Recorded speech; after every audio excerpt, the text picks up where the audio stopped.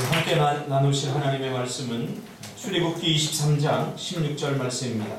출애굽기 23장 16절입니다.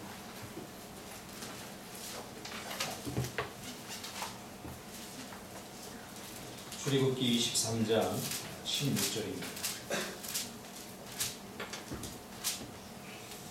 우리 같이 읽겠습니다. 16절 시작. 맥주절을 지키라. 이는 내가 수고하여 밭에 뿌린 것의 첫 열매를 거둠이니라. 소장절을 지키라. 이는 내가 수고하여 이룬 것을 연말에 밭에서부터 거두어 저장함이니라. 할렐루야. 오늘 이 말씀 중심에서 오늘 맥주 감사주일입니다. The Feast of Harvest라고 하는 제목으로 하나님 말씀 증거하겠습니다. 왜 영어로 굳이 썼냐? 영어 잘 못하는데 오늘 이 맥주절이라고 하는 의미가 가장 번역이 잘 된 게 오늘 본문입니다. 사실은 맥주절이라고 번역이 됐지만 원어를 가장 충실하게 우리가 번역을 하면 The Feast of Harvest입니다. 그러니까 추수의 계절이라는 뜻입니다. 추수의 시대, 추수의 계절, 이런 뜻이죠. 그래서 이 말씀 중심으로 하나님 말씀 증거하겠습니다. 하나님의 축복과 하나님의 은혜는 약속의 형태로 주어지기 때문에 이 약속이 내 삶 가운데 이루어져서 내가 혜택을 보기 위해서는 이게 쉽지 않아요. 때로는 피를 말리는 기다림의 과정을 겪어야 됩니다. 그렇죠?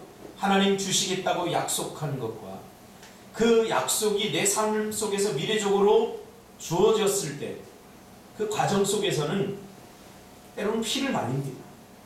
하나님 지금 줬으면 좋겠는데 이 시간이 정말로 내가 필요한 시간인 것 같은데 하나님은 그때마다 침묵하시고 잘 주시지 않아요. 이때 우리는 어떻게 됩니까? 기다리죠. 기다린다는 것은 단순히 그냥 버티는 게 아닙니다. 기대하고 하나님께서 좋은 걸 주시겠지 하는 기대하는 마음을 계속 유지하는 것. 이것이 중요합니다. 그러니까 누구나 버티기는 할 수 있지만 기대하는 마음을 포기하지 않고 계속 그것을 연장시키는 것은 쉬운 일이 아닙니다. 그렇죠? 이게 인내예요. 때로는 쉬면 깊숙한 곳에서 시작되는 수많은 의심과 불신의 골짜기를 지나야 됩니다. 하나님 주시겠다고 했는데 왜 안 주시지? 이때부터 하나님을 의심하기 시작합니다. 하나님의 약속을 어떻게 해요? 불신하게 됩니다. 왜 하나님 안 주시는 거야? 그러니까 의심을 우리가 잘 다뤄야 돼요. 의심이 생기는 것을 그냥 놔두면 이게 나중에 커서 어떻게 되냐면 불신이 되거든요. 그래서 하나님의 약속이 처음에 들어올 때 이 약속이 의심이 되기 시작할 때 우리는 이것과 싸워야 됩니다. 왜냐하면 의심이 계속해서 진행된 상태로 놔두면 이게 불신이 되기 때문이죠. 자, 하나님의 약속과 우리의 현실은 정반대의 모습을 띌 때가 많습니다. 하나님이 이렇게 하시겠다고 약속해 주셨지만 그러나 내 삶을 가만히 들여다보면 하나님의 약속과는 정반대의 일이 일어날 때가 한두 번이 아니죠. 하나님의 약속은 이렇게 하면 내가 반드시 이루겠다인데 그러나 현실은 전혀 이루어질 것 같지 않은 그런 방향으로 진행됩니다. 거기다가 우리는 약하고 우리 정말 의심이 많습니다. 그래서 때로는 하나님의 약속에 우리가 비웃음으로 반응합니다. 무관심으로 반응합니다. 하나님이 약속해 주시지만 하나님은 별로 관심 없어요. 그냥 내가 내 인생 살거든요. 때로는 의심하고 불신하는 그런 방향으로 하나님의 약속에 대해서 우리 반응할 때가 많이 있습니다. 하나님께서는 약속을 주셨지만 그러나 현실의 삶에서는 그것을 믿고 참고 기다리기에는 너무나 막막하고 답답할 때가 많기 때문이죠. 오늘 본문도 마찬가지입니다. 오늘 하나님께서 이스라엘 백성들에게 약속을 주시는 장면입니다. 너희가 가나안 땅에 들어가면 1년 중에 첫 열매를 거두게 되는 추수의 시기를 알리는 첫 시기에 하나님의 맥주절을 감사함으로 지키라. 그렇게 약속하는 거죠. 자, 우리가 아무 생각 없이 이 본문을 읽으면 하나님께서 맥주절을 지키라고 하는구나. 우리가 지켜야 되겠다. 그렇게 생각할 수 있지만 이 약속을 주신 배경을 우리가 조금 이해한다면 이것은 터무니없는 약속입니다. 말도 안 되는 약속입니다. 자, 이 약속을 받을 때 이스라엘 백성들이 지금 처한 상황의 속으로 우리가 한번 들어가 볼까요? 이 약속을 받을 때 이스라엘 백성들은 광야 한복판에 있을 때입니다. 첫 것을 거두겠다고, 너희들 첫 것을 거둘 거야. 그러니까 첫 것의 열매를 나에게 드려, 감사함으로 드려라고 말했지만 이들에게 있어서는 이게 믿어지지 않아요. 왜? 지금 그들이 처한 상황은 광야고 척박한 메마른 땅입니다. 밀 하나 보리 하나 추수할 수 없는 땅입니다. 거기다가 먹을 것이 전혀 없어요. 밀과 보리로 만든 빵을 먹어본 지 오래입니다. 이미 광야에. 더군다나 앞으로 가나안에 들어가게 될지도 까마득하기만 해요. 근데 하나님은 가나안 땅에 들어가 보지도 못했는데 가나안 땅에 들어가게 될 것이다. 그러면서 거기서 추수하게 될 것이다. 그 첫 것을 드려. 안 된다. 이건 말도 안 되는 이야기입니다. 그들은 애굽에서 나올 때 금방 가나안 땅에 들어갈 줄 알았습니다. 그런데 1년, 2년, 3년, 4년, 10년, 20년이 돼도 아직 가나안 땅에 들어가지 못하고 여전히 그들은 광야 한복판입니다. 그러니까 가나안 땅에 들어가는 것은 둘째치고 지금 당장 먹고 살기도 힘든 거예요. 당장 살아내기도 힘든 거예요. 무슨 농사를 져야 추수할 것이 있죠. 대부분의 그리스도인들이 이런 상태를 극복하지 못합니다. 이런 상태에 대한 또 두려움을 갖고 있습니다. 그래서 하나님의 약속을 자꾸 밀쳐내는 거죠. 하나님의 약속과 우리의 현실은 정반대로 진행이 되기 때문이죠. 아니 지금 당장 먹고 살기도 힘든데 지금 내가 당장 죽을 똥 말똥 하는데 지금 현재도 힘든데 무슨 내일이야 무슨 미래야. 왜? 하나님의 약속은 미래적 축복으로 주어지기 때문에 약속으로 주어져요. 저는 이런 이야기를 많이 들었습니다. 그리스도인들에게. 굉장히 현실적이고 또 현실을 정확히 분석해내는 말이죠. 굉장히 똑똑한 말 같은데 여기에는 무서운 절망이 숨겨져 있습니다. 사단이 우리의 하나님께서 우리에게 주신 미래적 축복을 빼앗아 가려고 하는 음모가 여기에 도사리고 있습니다. 어제도 우리가 이지선 자매의 동영상을 보았습니다. 평범한 어느 날 졸업을 앞두고 오빠와 집으로 가다가 큰 교통사고나 7중 추돌 사고나 차에 불이 붙어서 전신의 55%가 못 쓰게 됐어요. 전신. 이게 어느 정도냐? 제가 보니까 어제 제가 영화를 한 편을 봤는데 화염 방사기를 쏘니까 사람이 타버려요. 타버려가지고 이 사람을 들려고 이렇게 하니까 살이 익어서 살이 쑥 벗겨져요. 막 닭 익혀서 뜯어먹듯이. 그러니까 뭐만 남으면 뼈만 싹 남아요. 그런 상태. 끔찍한 상태죠. 전신의 55%를 못 쓰게 되는 그런 화상을 입게 되죠. 그러니까 내일 죽을지 모레 죽을지 모르는데 고통스럽고 힘든데 하나님께서 이 이지선 자매에게 약속을 주죠. 내가 너를 쓰겠다. 열방 앞에 너를 나의 영광을 위해서 쓰겠다. 약속을 주죠. 이지선 자매 그런 고백하지 않습니까? 하나님이고 뭐고 이런 상황에서 다 귀찮고 믿음이고 기도고 다 귀찮다. 지금 고통이 너무 심한데 생각해보세요. 뼈만 남고 살이 다 떨어져 나가서 어제도 고백하지 않습니까? 이 다리를 보니까 자기 다리를 보니까 노란 지방 덩어리가 보이고 닭을 죽여놔서 이렇게 배를 가려면 빨간 그게 자기 살로 보이고 그리고 뼈밖에 안 보인다는 자기. 그걸 보면서 끔찍하지 않겠습니까? 너무너무 고통스러운 거예요. 우리가 여기 하나 까지기만 해도 우리가 아픈데 그런 상태, 너무 고통스러운 상태예요. 다 필요해요. 현실이 당장 눈앞이 힘들어요. 그런데 이런 상황 속에서 하나님이 꼭 약속을 주시죠. 창세기 18장에 보면 하나님께서 사라에게 천사를 보내서 이렇게 고백합니다. 내가 내년 이맘때쯤 네가 아들을 낳을 거다. 근데 사라의 반응을 보세요. 11절 12절에 아브라함과 사라는 나이가 많아 늙었고 사라에게는 여성의 생리가 끊어졌지라.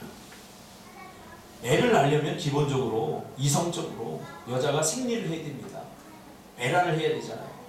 근데 그 생리가 다 끊어졌어요. 아이를 못 낳는 거예요. 이제 공장이 폐쇄된 거예요. 사라는 속으로 웃고 이르되 내가 노쇠하였고 내 주인이 늙었으니 내게 무슨 즐거움이 있으리요. 무슨 말이에요? 웃음이 나는 거죠. 이미 아이를 낳을 수 없는 상태가 되었는데 하나님께서 아이를 내년 이맘때쯤 낳는다고 하니까 이건 말도 안 되는 이야기죠. 사라는 현실의 눈으로 현실만을 바라본 거죠. 그 말도 안 되는 이야기. 이성적으로 말도 안 되는. 여러분, 그래서 사라가 속으로 웃은 거예요. 무슨 웃음이에요? 비웃음이죠. 비웃음. 근데 가만히 생각해보면 이게 사람만의 문제입니까? 우리는 그렇지 않나요? 제가 처음에 꿈의 학교를 한다고 하니까, 꿈틀 학교를 한다고 하니까 모든 사람들이 다 비웃더라고요. 속으로. 겉으로는 이렇게 네가 뭘 할 수 있겠어. 그러면서 좋은 격려의 말 같은 걸 이렇게 해주지만 그 마음속에 가만히 보면 야, 네가 뭘 할 수 있겠어. 비웃더라고요. 근데 보세요. 이번에 가서 250평 꿈틀학교 부지 샀습니다. 할렐루야. 네. 자, 나도 잘 믿어지지 않고 여러분들도 안 믿었잖아요. 사실. 믿었어, 히업이? 별로 관심이 없었나? 이 히업이가 점점 우리의 팀에 팀워크가 생기는 것 같아. 처음에 이렇게 물어보면 당황했거든요. 근데 지금 여유있게 되더라고요. 비웃습니다. 하나님께서 우리에게 약속을 주시면 야, 이게 이루어지겠구나. 야, 참 대단하다. 그러면서 기대하고 뭔가 희망이 생기기보다는 오늘 사라처럼 비웃지 않습니까? 왜? 이건 어느 정도 말이 돼야지. 말이 안 되지 않습니까? 그때 천사가 사라에게 하는 이야기가 14절에 나옵니다. 여호와께서 능하지 못한 일이 있겠느냐? 기한이 이를 때에 내가 내게로 돌아오리니 사라에게 아들이 있으리라. 할렐루야. 네. 여호와께 능하지 못한 일이 있겠느냐? 그러니까 사라는요, 자기가 아이를 낳는다고 생각했어요. 아니에요. 하나님이 하신다니까요. 내가 하려고 그러니까 이게 비웃음이 나는 거예요. 믿겨지지 않는 거예요. 아니라는 거죠. 여러분, 신앙생활 똑바로 해야 돼요. 어떻게? 하나님이 하신다니까. 하나님이 하죠. 여러분이 교회에 나오면 하나님께서 역사하셔요. 은혜의 자리에 내가 나오는 것, 이게 힘듭니까? 박정만 집사님 좀 대단해요. 지금 제대로 앉아있지도 못하고 계속 집에서 누워있는 거예요. 그래서 목사님, 내가 좀 이게 힘드니까 가까운 교회 나가겠습니다. 그래서 내가 아닙니다. 누워있어도 좋으니까 교회 나가서 누워있으세요. 저 정도 아프면요, 보통 교회 잠깐 쉽니다. 이걸 조심해야 돼요. 아마 역사에 남을 겁니다. 그러니까 아파도 어떻게 해요? 메르스 걸려도 메르스는 안 되겠다. 전염성이 강해요. 메르스 걸린 집에서 쉬시고 그 외에 다른 다리가 부러졌거나 그러면 무조건 나와서 누워서 예배드려도 괜찮아요.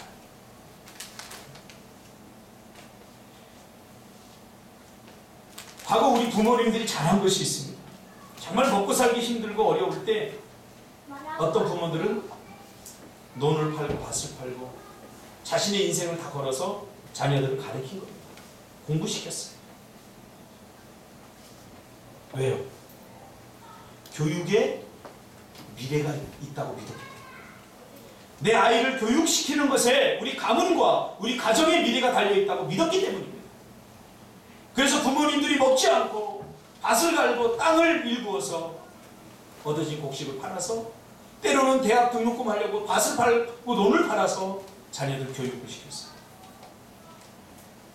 그들이 어떻게 됐습니까? 한 가문을 살리고 가정을 살리지 않았습니까? 거기에는 그 부모의 뼈저린 고통과 헌신이 있었던 거죠. 신앙의 여정 속에서도 마찬가지입니다. 우리의 미래는 우리가 믿는 하나님을 신뢰하는 믿음에 달려 있습니다. 할렐루야. 그래서 믿음에 투자를 해야 돼요. 믿음에 투자를 해야 돼요. 어떤 일이 있어도 신앙과 믿음을 포기해서는 안 됩니다. 지금 현재적 삶이 힘들다고, 현재적 삶이 고통스럽다고, 현재적 삶 먹고 사는 것이 힘들다고 기도하는 일과 믿음의 일, 신앙의 여정을 포기하면 그 가정과 그 개인에게는 소망이 없습니다.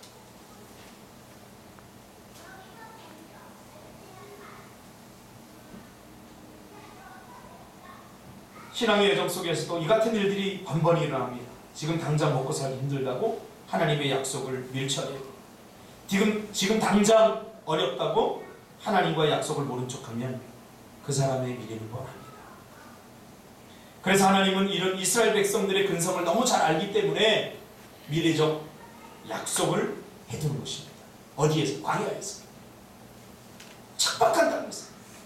이미 빵 먹어본 지가 오래됐어요. 하나님께서 만나와 맥주라기를 주지 않으면 살아갈 수 없는 그 척박한 땅. 농사를 지어본 지도 오래됐어요. 열매를 거둬본 지도 오래됐어요. 언제 이 광야에서 떠날지 몰라요. 언제 이 광야를 탈출할지도 모르는, 내일을 알 수 없는 그런 혼란 속에서 하나님은 너희들 가나안에 들어갈 것이고 거기서 농사를 지어서 풍성한 곡식을 얻게 될 것인데 그 첫 소식을 나에게 드려서 감사하라. 첫 것은 많지 않습니다. 아주 적습니다. 농사 중에도 첫 것은 처음 거둬들이는 것들이 그렇게 많지 않습니다. 그래도 감사라는 것입니다. 사람들은 보통 이런 마음을 가지고 있습니다. 더 많아야 감사할 수 있지. 더 좋은 조건이어야 감사할 수 있지. 내 형편을 보니까 너무 적어. 감사거리가 거의 없어. 너무 감사하기는 척박하고 빈약해. 그렇죠? 눈으로 보면 이스라엘이 다 광야죠. 여러분, 광야에서 뭘 감사할 수 있겠어요? 광야에서 뭘 감사할 수 있겠어요? 우리의 눈으로 우리의 삶을 돌아보면 우리의 삶은 광야입니다. 그래서 감사를 못하는 거예요. 그래서 감사를 유보하죠. 감사할 수 없다고 그러죠. 우리 마음속에는 감사거리가 있으면 감사하겠답니다. 근데 우리가 생각하는 감사거리는 굉장히 교만한 마음에서 생긴 거예요. 마음이 높아지면 감사할 게 별로 없어요. 마음이 교만해지면 별로 감사할 게 없어요. 그러니까 첫 것에 감사, 첫 것을 드리라, 이것은 아주 작은 거, 아주 사소한 거. 누가 보면 야, 이것도 감사거리야? 그럴 정도의 아주 작은 것도 감사하는 거죠. 사람들이 생각하기에 야, 뭐 저런 걸 감사하냐? 그런 걸 감사하는 거예요. 이게 첫 것의 감사. 어제도 우리 이지선 자매 동영상을 보면서 그는 그렇게 고백합니다. 절대 일어나지 말아야 할 일이 자신에게 일어나. 자신도 생각하지 못하고 자신도 꿈꾸죠. 하루에도 수천 번의 교통사고가 나지만 그 당사자가 자기일 줄 몰랐다는 거예요. 우리도 그렇지 않습니까? 설마 나만 아니면 되지, 이런 마음을 다 갖고 있어요. 그 비극적인 일이 그에게 일어났습니다. 온몸의 절반이 다 불태워졌어요. 죽을 날만 기다리는 그 고통의 시간, 차라리 빨리 죽었으면 좋겠다고 하는 그 절망의 시간. 그 생각해보세요. 한 사람은 나 빨리 죽었으면 좋겠다. 근데 그것을 바라보는 엄마와 아빠와 가족들 얼마나 고통스럽겠어요. 그 사람이 살려고 하는 의지, 막 이게 있으면 다 신이 나는 거예요. 우리가 축구할 때도 그래요. 야, 우리 축구하자. 근데 태안이가 그럼 기운이 쫙 빠져. 야, 축구하러 가자. 준석이 목사님 기다렸어요. 같이 가. 그러면요, 그래, 내가 통닭도 사줄게. 배세강 집사가 내가 뭐 피자도 사줄게. 이게 나오는 거예요. 시너지가 생기는데 난 죽고 싶다는 거예요. 빨리 죽고 싶다는 거예요. 그 순간 다 지옥이 돼버리는 거죠. 그것을 엄마가 알고 이 지선자에게 그렇게 고백하죠.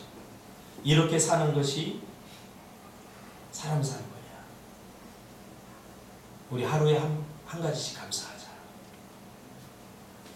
생각해보세요. 감사거리가 뭐가 있겠습니까? 일어나지 말아야 될 일이 일어나고, 거기다가 여자가, 우리가 좀 화면을 좀 보면서 하면 좋겠는데, 사실 내가 오늘 설교 한 10분만 하고 이거를 좀 동영상 보려고 했어요. 끔찍합니다. 징그러. 그냥 우리가 눈으로 보면 보고 싶지 않아. 끔찍해. 그러나 감사하자는 거죠. 그런 상황 속에서.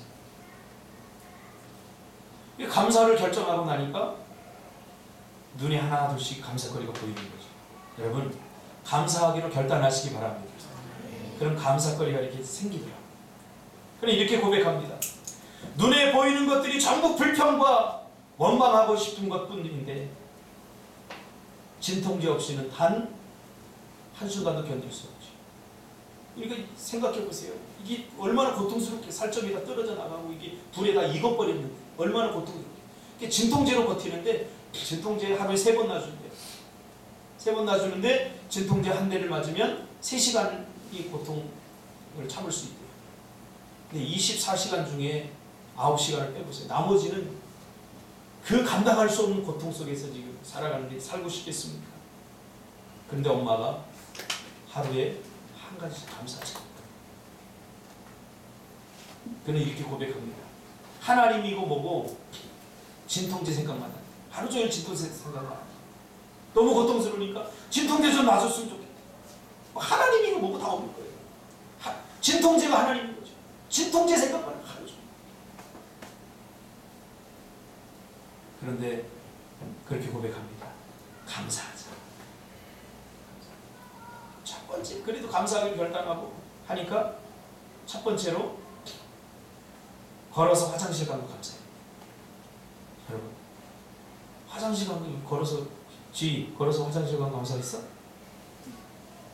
그 감사거리에 해당 안 되잖아. 우리. 적어도 전교 한 1등 정도 해요? 할렐루야 감사합니다. 이런 거 감사합니다. 걸어서 화장실 간 거 감사해요. 여러분, 걸어서 화장실 다니는 거 감사하시길 바랍니다. 손이 다 녹아버려서 이거 손을 다 잘랐어요. 이렇게 다 잘랐어요. 이 엄지 하나 잘랐어요. 다 잘랐어요. 이 잘려진 손가락으로 뭘 할 수 있을까? 그런데 그 잘려진 손가락으로 억지로 이렇게 해가지고 숟가락을 잡은 날 감사해요. 숟가락을 잡을 수 있을까? 감사해요. 그 잘려진 손으로 뭘 할 수 있을까? 또 하루는 그 손으로 환자복에 단추구멍을 끼워서 감사해요. 아니 이거 뭐가 안 먹고 끼잖아요. 이거 끼고 나 감사 안 해요. 이거 때문에 감사해요. 그는 이렇게 고백합니다. 진통제가 줄 수 없었던 마음의 평안이 찾아왔다. 뭘 하고 나서? 감사하고 나서. 감사하고 나자 진통제가 줄 수 없었던 마음의 평안이 나에게 찾아왔다. 그 모습을 블로그에 올렸어요. 정말 진짜로요. 괴물 같아요. 다 타버렸대요. 눈이 그래. 괴물 같아요. 타당한 시체. 그걸 블로그에 올렸는데 어떤 사람이 그렇게 댓글을 남겼대요. 끔찍하다. 이런 걸 왜 올리냐. 저주스럽다. 혐오스럽다. 올리지 마라. 그렇게 댓글을 남겼대요. 근데 이 지선자매가 그렇게 고백합니다. 나는 내 눈에 내가 이뻐 보였다. 그렇게 안 보였다. 그게 감사했다. 만약에 자기가 그 거울을 보면서 자기 모습이 혐오스럽고 끔찍하다면 이 친구가 살맛이 나겠어요? 죽고 싶겠죠. 이게 내 모습이란 말이야. 그런데 자기는 거울을 봤는데 자기 모습이 혐오스럽게 안 이뻐. 자, 이게 여러분 은혜 아닙니까? 저는요, 여러분들이 되게 이뻐 보여요. 할렐루야. 진짜 이뻐 보여요. 차순희 집사님 등산 다니도 주일날 이뻐 보여요. 근데 예전에는 진짜 안 이뻐 보였어요. 주일 한번 다른 사람들 빠지면 개척 초기에는 아유 저게 그래 건설하고 저 주일날도 빠지고 그랬어요. 근데 지금은요 진짜예요. 내가 이뻐 보이니까 이뻐 보여야죠.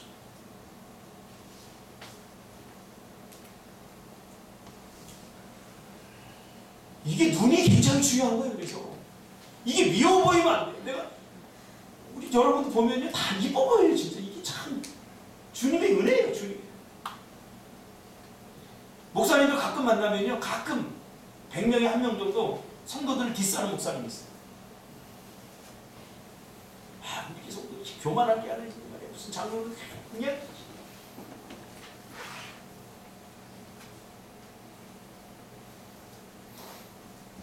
저는 이뻐. 난 아무리 이렇게 식구 찾아도 디스할 만한 성도가 없어요.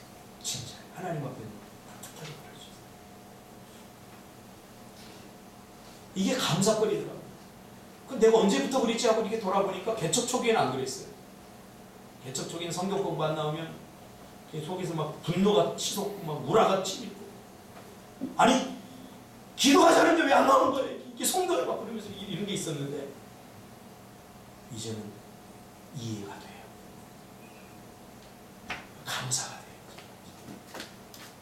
그러니까 이 지선자매가 어제를 동영상을 보면서 보니까 이건 하나님의 은혜다. 할렐루야. 내 육신적으로는 이게 선한 게 안 나와요. 내 육신에서. 이렇게 보면 다 비판거리고. 그러니까 다른 사람 자꾸 보고서 뭐 자꾸 흠이 보이고 자꾸 잘못된 게 보이는 사람은 은혜가 부족하잖아요. 은혜를 구하기를 바랍니다. 그 이뻐 보여요. 얼마나 이뻐 보이죠. 여러분 믿어지죠? 내가 이런 얘기하는 거? 네. 정말 그래요. 다 이뻐.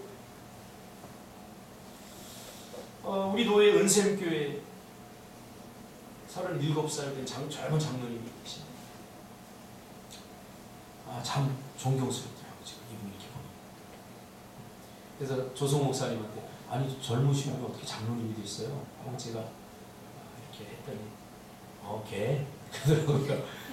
걔 초등학교 2학년 때 내가 전도해가지고 이렇게 지금 키워서 지금 이렇게 장로 세운 거야. 얼마나 감사한지 몰라. 노예 갔는데 박 목사 좀 잘 챙겨줘. 그래서 제가 저를 옆에 앉으라고 그러더라고요. 보니까요 동안이 아까 되게 젊어 보여. 한 20대 후반처럼 보여. 우리 은성이처럼 그렇게 잘 보여. 근데 장로님이라고 그러기가 좀 그래. 이렇게 옆에 앉아보니까 느낌이 와요. 영적 느낌이 와요. 야, 섬기려고 하고 참 뭘 사탕을 내가 하나 줬더니 목사님 감사합니다. 감사합니다.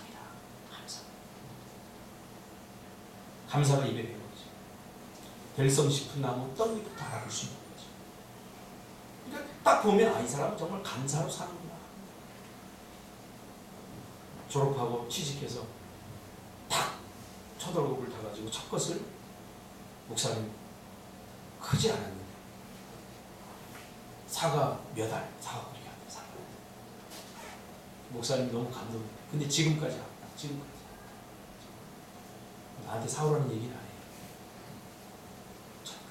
첫 것에 대한 감사. 저도 그랬어요. 저도 청년 때 그렇게 훈련받았어요. 첫 것을 타서 전도사 다리를 타면 목사님에게 하나님 앞에 드리는 그런 신종을 적었어요. 이번에 장로 되는데 헌금을 1억을 했대요. 돈 얘기하는 거 아닙니다. 헌금을 1억 할 정도면 얼마나 하나님께서 은혜를 주셨겠습니까? 감사하면서 감사가 여러분 기적을 만드는 거예요. 뭐 있어서 하는 거 아닙니다. 첫 것을 드리는 감사는 지금 현재적 감사입니다.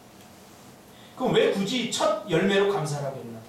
하나님께서 몇 가지 의미가 있는데 첫째는 시작이 중요합니다. 모든 일의 시작은 감사가 되어야 된다는 거죠. 그러면 끝까지 감사로 끝날 수 있습니다. 아침에 일어나면서부터 투덜거리는 거예요. 좀 더 자고 싶은데 이게 뭐예요? 오늘 또 학교 가야 돼. 짜증나. 여러분 첫 시작을 어떻게 시작합니까? 굉장히 중요합니다. 첫 단추가 잘못 껴지면 두 번째 단추 잘못 껴집니다. 하루를 시작하면서 무엇인가를 시작하면서 여러분 감사로 시작하시길 바랍니다. 그것이 사업이든 그것이 무엇이든 시험 공부든 무엇이든 감사를 시작하십니다. 이거 어쩔 수 없이 해야 되기 때문에 불평하고 투덜거리면서 원망하며 사는 일은 그건 지옥을 경험하게 됩니다. 참 우리 비즈니스 선교팀이 MT를 갔다 왔어요. 제주도. 갔다 와서 우리 김치떡볶이에서 무슨 일이 있었는지 모르겠지만 아침에 예배를 드리고 예배를 드렸다고 그래요. 지금 둘이 모여서 예배. 참 감사한 일이죠. 감사해요.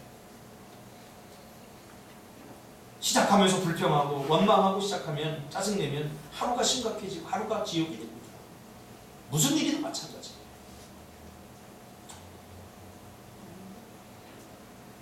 제주도를 이렇게 제가 MT를 갑자기 결정해서 갔다 왔어요. 갔다 왔는데 가만히 제가 이렇게 하면서 저희 어머니는 평생에 제주도 한 번도 못 가보고 돌아가셨어요. 여러분 감사해요. 제주도. 우린 당연하게 알고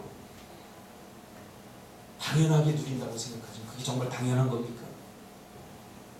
외국 한 번 못 가보고 죽은 사람들 많습니다. 외국 갔다 오는 것이 뭐 축복이냐 이렇게 말하면 저는 할 말은 없습니다. 쉬운 일이 아니에요. 그러니까 이런 걸 누리니까 당연하다고 생각해요. 정말 당연합니까? 여러분 숨 쉬는 게 당연합니까? 여러분 화장실 걸어다니는 게 당연합니까? 당연한 거 아니에요. 이게 하나님의 은혜예요. 하나님의 은혜. 지금 내가 예배 들으려고 하는데 집사람이 다 급해 왔어요. 저한테. 저희 큰 누님이 권사님인데 배가 아파서 병원에 갔더니 수술해야 된다고 지금 2시에 수술 들어간다. 기도해달라.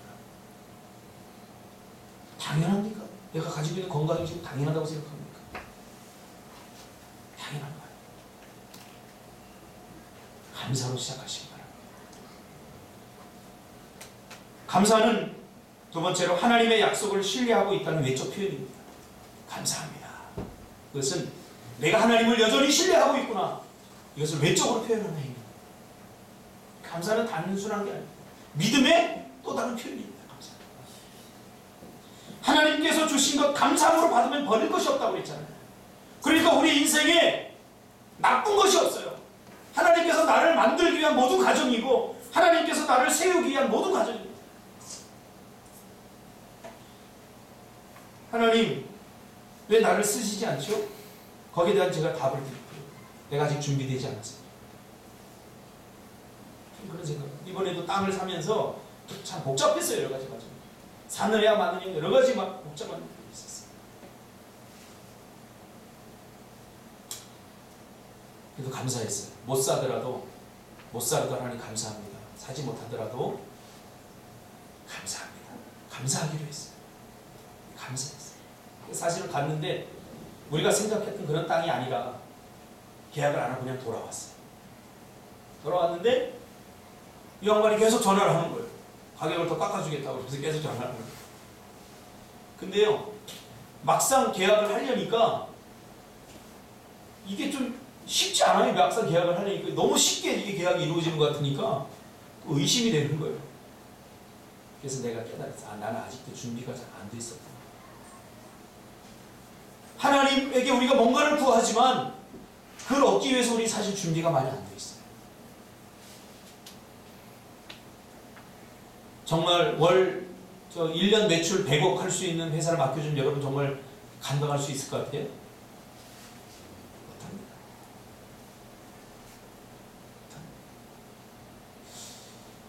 제가 설교를 준비하면서 어떤 집사님 한 분의 간증을 이렇게 스토리를 제가 읽고 왔는데 이 양반이 21살 때 그 연 매출이 그때 당시로 한 10억 정도 하는 회사를 인수받게 됐어요.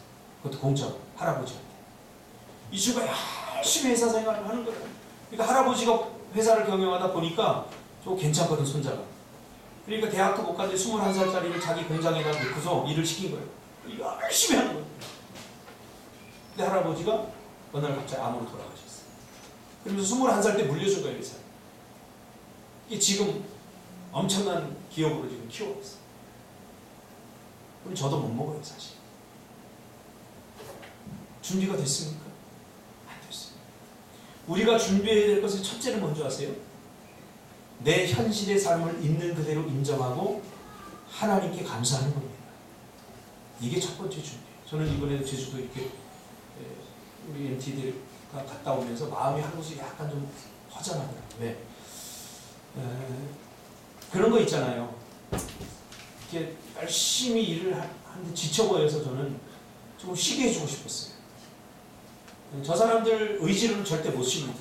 네, 하루 쉬면 그만큼의 돈이 날아가기 때문에 못 쉽니다. 그래서 내가 독한만 먹고 좀 쉬게 해줘야 되겠다. 그래서 가자고 했어요. 갔다 왔는데 별로 이렇게 표정들이 별로 밝지 못하더라고요. 그래서 좀 마음이 한켠에 좀 그렇더라고요. 여러분, 감사하시기 바랍니다. 감사. 현재적 있는 그대로의 삶을 감사하세요. 뭐 더 나아지면 감사하겠다. 더 많아지면 감사하겠다. 평생 감사 못합니다. 지금 감사하세요. 지금 이 상황.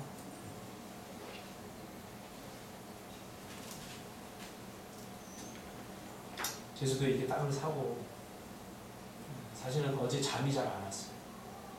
다른 사람들이 보기에는 보잘것없는 땅, 뭐 대단한 거 사놓고 그러냐 그러겠지만 그 땅 때문에 내가 잠이 안 온 게 아니라 하나님은 정말 일하시는구나. 하나님은 정말 역사하시는구나. 하나님은 나를 통해서 큰 일을 하기를 원하시는구나. 근데 나는 너무나 작구나. 나는 너무나 작구나. 나는 너무 형편없구나. 근데 하나님은 이런 나를 통해서도 일하시기를 원하시니까 너무 감격스러워요. 너무 감격스러워요. 여러분, 내가 뭐 얼마나 대단합니까? 대단하지 않아요. 어제도 이지선 자매가 그러잖아요. 그 일그러진 몰골을 하나님께서 사용하신대요. 생각해 보세요. 그 혐오스러운 얼굴. 사람들이 쳐다보면 막 끔찍스럽잖아요. 하나님은 그 얼굴을 사용하셔서 하나님 영광 받으시잖아요. 우리 교만을 내려놔야 돼요.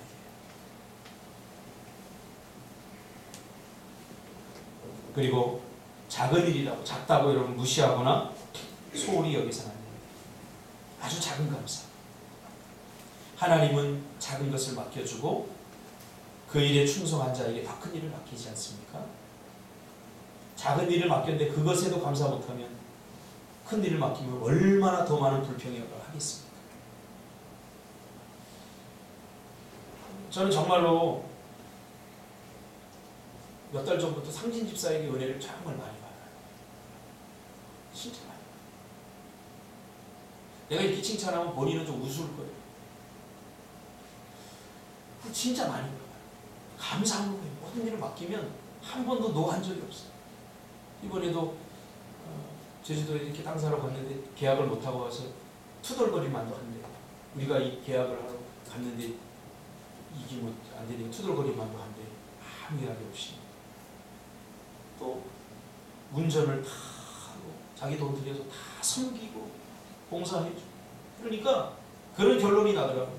섬김을 받으려고 하는 사람이 불평하는 거지 섬기는 사람 절대 불평하지 않는다. 하루 종일 운전하고 피곤할 법도 한데 설거지 하는데 도와주고 이것저것 다 챙기고 근데 섬김을 받으려고 하는 사람은 투덜거립니다. 여러분 인생도 마찬가지죠. 섬기려고 할 때 감사가 나옵니다.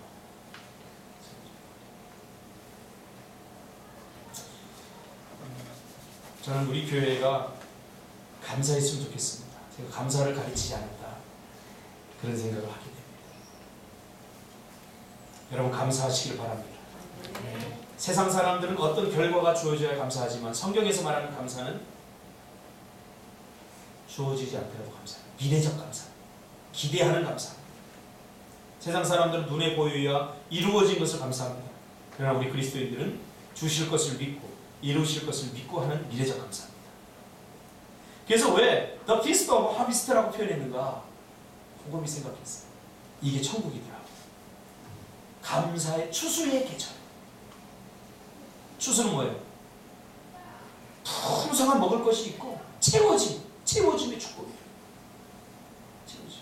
이게 천국 아니겠습니까? 부족한 것이 없어요. 여러분 감사하면 여러분의 인생이 The Harvest of The Feast of Harvest가 됩니다. 추수의 계절을 누릴 수 있습니다. 여러분 추수하면서 불평하는 사람 있습니까? 이 곡식이 너무 많아서 이거 어떻게 다 그렇게 하는 사람 없어요. 가을 돼보세요. 사람의 마음이 넉넉해집니다. 왜? 다 풍성해요. 그리고 시골 사는 사람. 시골 사면 가을에는 정말 풍성해요. 왜? 사과 평소에는 못 먹는데 옆집에 사과 농사하는 사람이 사과를 갖다 줘요. 추수의 계절에 포도를 갖다 줘요. 그 다 넉넉하고 이 사람 저 사람 다 나눠요. 그 추수의 시기는요 정말 행복해요. 정말 풍성해요. 이 추수의 계절을 오게 하는 게 뭐냐? 감사라는 거예요. 우리 교회도 추수의 계절을 오게 합시다. 할렐루야. 여러분의 인생에 추수의 계절을 오게 하려면 감사하면 됩니다. 할렐루야. 어떻게? 첫 것에 감사. 아무리 작은 것이야. 요것밖에 아니라 먹을 수 있어 감사하냐. 제가 너무 감동스러워서 그 예배 오기 전에 그 이지선 자매 동영상 한 번 더 보고 왔습니다. 너무 고통스러워하는가 죽여주세요 이렇게 하고 있는데 마음속 깊은 곳에서 그럼 지선아 너 살아있잖아.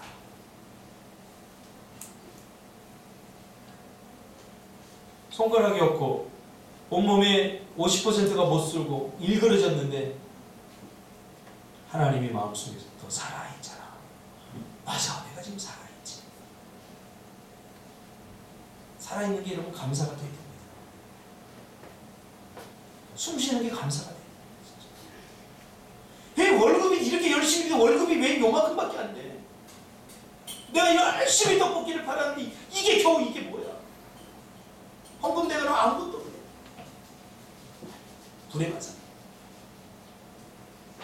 감사해. 감사하면 추수의 계절이 도래할 것입니다. 기도하겠습니다. 주님 감사합니다.